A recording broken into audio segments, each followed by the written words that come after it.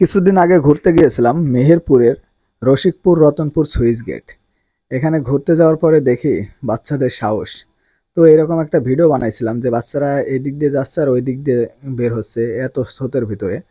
প্রচুর রিস্ক জায়গাটা দেখে মনে হচ্ছিল। পরবর্তীতে আবার ঘুরতে গেছি এখানে, ওখানে ঘুরতে যাওয়ার পরে শুনি এখানে ডুবে দুইজন মারা গেছে। তো যেই দুইজন মারা গেছে তারাও নাকি গোসল করতে আসছিল এখানে।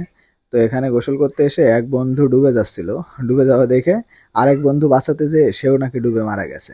তো আপনাদেরকে আসেন স্রোত দেখায় পানির যে এত স্পিডে যাচ্ছে, এর ভিতরে গোসল করাটা কি সত্যিই দরকার ছিল?